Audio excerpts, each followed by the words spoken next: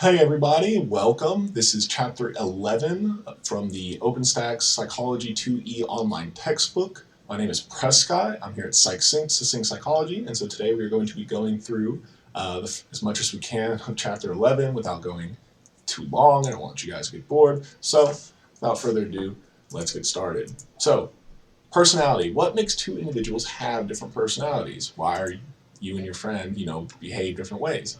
So first off, what is personality? Now, personality is the long-standing traits and patterns that propel individuals to consistently think, feel, and behave in specific ways. It comes from the Latin word persona, or a mask worn by an actor. And in ancient times, theatrical masks were used to represent/project a specific personality trait. So happy, sad, impatient, shy, fearful, curious, helpful. What characteristics describe your personality? And you guys can let me know in the comments if you so please. But I don't know about you, but these masks are terrifying. I would not want to go to a play with those. Historical perspectives. So Hippocrates in 370 BCE theorized that personality traits and human behaviors are based on four separate temperaments associated with four fluids or humors of the body. You had choleric, which is yellow bile from the liver. That's how you got your personality. Kind of gross. Melancholic was black bile from the kidneys. Sanguine is red blood from the heart, and phlegmatic is white phlegm from the lungs. Now, Galen believed both diseases and personality differences could be explained by imbalances in the humors and that each person exhibits one of the four temperaments. So it was a prevalent view for over 1,000 years and through the Middle Ages. So choleric, again, that's yellow bile from the liver, they were passionate, ambitious, and bold. Melancholic is reserved, anxious, and unhappy, again, black bile from the kidneys. Sanguine is joyful, eager, and optimistic. And phlegmatic is calm, reliable, and thoughtful. And I think it's funny that, these aren't particularly, like, phlegmatic doesn't sound like a compliment, and all these include bile from different parts of your body except blood from the heart, or phlegm, the stuff you cop up, phlegm. Phlegmatic, I don't know how to say that. But I think it's funny that that sounds like such an insult, but then it means calm, reliable, and thoughtful. So that was the prevalent view for over 1,000 years. This is how you got your emotions. Or not emotions, your personality. My bad. We did emotions in the last video. So, Pharynology. Franz Gall in 1780 proposed that the distances between bumps on the skull reveal a person's personality traits, character, and mental abilities. It is discredited for lack of empirical support. Gall developed a chart that depicted which areas of the skull corresponded to particular personality traits or characteristics. So you can see here from Hothersall in 1995, he had this nice picture of which areas of the skull led to personality traits. And here we have an 1825 lithograph that depicts Gall examining the skull of a younger woman. So that's supposed to be Gall. That's him examining the skull. Now, continuing with historical perspectives, Immanuel Kant in the 18th century agreed with Galen that individuals could be categorized into one of the four temperaments, so he developed a list of traits to describe the personality of each of the four temperaments. Now, Wilhelm Wundt in 19th century suggested that personality could be described using two major axes, the emotional/non-emotional, which separated strong emotions, melancholic, choleric, from the weak emotions, so phlegmatic or sanguine, and then the changeable/unchangeable divided the changeable temperaments, so choleric and sanguine, from the unchangeable ones, melancholic and phlegmatic. So here we have unchangeable temperaments, changeable temperaments, and strong emotions, weak emotions. So again, here the strong, you have melancholic and choleric, and the weak, you have phlegmatic and sanguine. Meanwhile, the changeable character or temperaments are choleric and sanguine, and unchangeable are melancholic and phlegmatic. And you can read here the different personality traits that make up each one of these areas, each one of these personality types. Continuing on with historical perspectives, we have the psychodynamic perspectives from the 20th century, good old Freud. It's the first comprehensive theory of personality explaining both normal and abnormal behaviors, and it proposed that unconscious drives influenced by sex, aggression, and childhood sexuality influence your personality. Now, neo-Freudians, so new Freudians, agreed that childhood experiences matter, but with less emphasis on sex, and focused on the social environment and effects of culture on personality. So, And this is another throwback, the levels of consciousness. So unconscious is the mental activity that we are unaware of and are unable to access. And according to Freud, we are only aware of a small amount, about 1/10 of our mind's activities, and most of it remains hidden from us in our unconscious. Now, unacceptable urges and desires are kept in our unconscious through repression. The information in our unconscious affects our behavior, although we are unaware of it. Again, unconscious, you're not conscious of it. Now, a Freudian slip is when Freud suggested that slips of the tongue, so saying a word you did not intend to say, are sexual/aggressive urges accidentally slipping out of your unconscious. And this actually happened to me just the other day. I was talking to somebody and I saw something else, and I don't want to get too into it, but I had a Freudian slip. I meant to say one word, and I said another word that was like in my unconscious, but it was motivating me. So that's funny. I just had a Freudian slip the other day. All right, so the ID or id, ego, and superego. So Freud posited that personality results from effort to balance two competing forces. So, one, biological, aggressive, and pleasure-seeking drives, and two, internal or socialized control over these pleasure-seeking drives. So Freud described this process as an interaction between three systems. And here you go, we can see right here, superego, ego, and id. Remember, glacier. So id contains primitive urges for hunger, thirst, and sex. It is impulsive and instinctual, and it operates on the pleasure principle, so you seek immediate gratification. And the superego develops through interactions with others, learning social rules for right and wrong. A moral compass that tells us how we should behave based on rules, and it strives for perfection and judges behavior. So if you're not being perfect, you're not being moral, leads to feelings of pride or guilt. Now, the ego or self attempts to balance the ID with the superego. It is the rational part of yourself, and it operates on the reality principle, helps the id satisfy desires in a realistic way. The part of the personality seen by others. So, as you can see, can't see the superego, can't see the id. This isn't really the best chart for it, but the ego is the one that kind of determines your personality. It's one people see most clearly. So, effects on personality. A balanced id and superego equals a healthy personality. Now, an imbalanced id and superego equals neurosis, or tendency to experience negative emotions, anxiety disorders, or unhealthy behaviors. So here's a nice little chart. Your superego, it's, very moral, kind of superhero brain.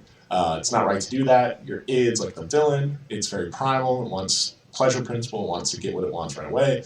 But your ego makes compromise between the two, so you can, accomplish what your ID wants in a realistic manner. So, defense mechanisms, and oh boy, there's a lot of these. Man, unconscious protective behaviors that work to reduce anxiety. It is used by the ego to restore balance between the id and superego, and Freud believed them to be used by everyone, but the overuse could be problematic. So let's get into this. So with denial is refusing to accept real events because they are unpleasant. For example, Kalia refuses to admit she has an alcohol problem, although she is unable to go a single day without drinking excessively. So that's denial. Displacement, transferring inappropriate urges or behaviors onto a more acceptable or less threatening target. During lunch at a restaurant, Mark is angry at his older brother but does not express it and instead is verbally abusive to his server. Projection, attributing unacceptable desires to others. For example, Chris often cheats on her boyfriend because she suspects he's already cheating on her. So these are not some good defense mechanisms. Rationalization is justifying behaviors by substituting acceptable reasons for less acceptable real reasons. So, Kim failed his history course because he did not study or attend class, but he told his roommates that he failed because the professor didn't like him. That's him trying to rationalize it for himself. The reaction formation, reducing anxiety by adopting beliefs contrary to your own beliefs. Nadia is angry with her coworker Beth for always arriving late to work after a night of partying, but she is nice and agreeable to Beth and affirms the partying as cool. So, next we have regression, or returning to coping strategies for less mature stages of development. After failing to pass his doctoral examination, Giorgio spends days in bed cuddling his favorite childhood toy. He's regressing back to his childhood state. Then we have repression, or the suppressing painful memories and thoughts. Lucia cannot remember her grandfather's fatal heart attack, although she was present. It's repressing. Then we have sublimation, or redirecting unacceptable desires through socially acceptable channels.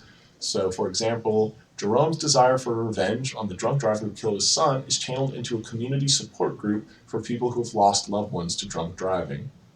So those are all those defense mechanisms. And if I went a little too fast, you can always pause the video and just go through. This is good. Each defense mechanism along with a good example.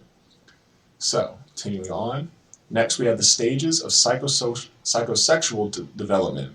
So Freud theorized that children pass through 5 psychosexual stages. In each stage, pleasure-seeking urges, the id, are focused on a different erogenous zone or part of the body. Now, lack of proper nurturing and parenting during conflicts results in the person becoming stuck/fixated in that stage. So the oral stage is from birth to 1 year. The erogenous zone is the mouth. Your pleasure is from eating and sucking. Major conflict being weaned from bottle or breast, and adult fixation is smoking, overeating, or nail biting. Then we have the anal stage, which is 1 to 3 years, erogenous zone, anus, pleasure from bowel and bladder movements, major conflict, toilet training, adult fixation, anal retentive personality, they get stingy, stubborn, need for order and neatness, and anal expulsive personality, which is messy, careless, disorganized, prone to emotional outbursts. So let's see. Next, we have the phallic stage from 3 to 6 years. The erogenous zone is genitals, and the major conflict is the child feels a desire for the opposite sex parent and jealousy and hatred toward that same sex parent. So Oedipus complex for boys, desire for mother's attention, urge to replace father, afraid of being punished by father for these feelings, so castration anxiety. And then you have the Electra complex for girls, which is the desire for father's attention, urge to replace mother, and angry at mother for not providing them with a penis envy. The adult fixation is vanity and over-ambition. Next, we have the latency stage, which is the erogenous zone. There's none. Sexual feelings are dormant as children focus on school, friendships, hobbies, and engage with peers of the same sex. Then the genital stage is 12 plus. Erogenous zone is genitals. Sexual reawakening. Urges are redirected from parents to more socially acceptable partners. Now, Alfred Adler, individual psychology, focuses on our drive to compensate for feelings of inferiority. Now, inferiority complex is a person's feelings that they lack worth and don't measure up to the standards of others or of society. So social motives thought to be the force behind thoughts, emotions, and behaviors. It placed focus on social connections during childhood development, believed happiness can be found in working together for the betterment of all, and viewed main goal of psychology to be to recognize the equal rights and equality of others, saw conscious processes as more important, and theorized that birth order shapes our personality. Adler identified 3 fundamental social tasks all individual must experience. So first, you have the occupational tasks or careers, then you have societal tasks or friendship, and finally you have love tasks like finding an intimate partner. So, continuing on, Erik Erikson, his psychosocial theory of development is that personality develops throughout the lifespan. It emphasizes the importance of social relationships at each stage, and development of a healthy personality and sense of competence depend on successfully completing each of the 8 stages. Going on, we have Carl Jung. He did analytical psychology, which focused on working to balance conscious and unconscious thought. Carl Jung acknowledged the concept of a personal unconscious, but was also interested in exploring the collective unconscious. Now, collective unconscious is a universal version of personal unconscious, holding mental patterns or memory traces, which are common to all of us. And then there's archetypes, patterns that exist in our collective unconscious across cultures/societies. These are represented by universal themes in various cultures, reflecting common experiences of people around the world, and integration of unconscious archetypal aspects of the self seen as part of self-realization process. Now, persona is a mask that we consciously adopt, remember that from the beginning of the chapter, derived from conscious experiences and our collective unconscious, and a compromise between our true self and the self that society expects us to be. So hiding parts of the self that do not align with society's expectations, so like wearing a mask. And then this will be the last slide we do for this video. Next, we have Carl Jung, extroversion versus introversion. Jung's most important contributions to the field of personality psychology was the idea of extroversion and introversion to explain different attitudes towards lights. So introverts, Energized by being alone, avoids attention, speaks slowly and softly, they think before speaking, stay on one topic, they prefer written communication, pay attention easily, and they are cautious. Now, extroverts, they're energized by being with others, extro, being out there, out with others, seek attention, they speak quickly and loudly, think out loud, they jump from topic to topic, prefer verbal communication, they're distractible, and they also act first and think later. So guys, that's all I got for today, but I will see you for part 2, hopefully, of chapter 11 here. And yeah, so I hope you guys enjoyed the video, found it entertaining and educational. Again, my name is Prescott. I'm here at Psych Syncs, the Sync Psychology, and I hope you guys have a great day. Thank you. Bye.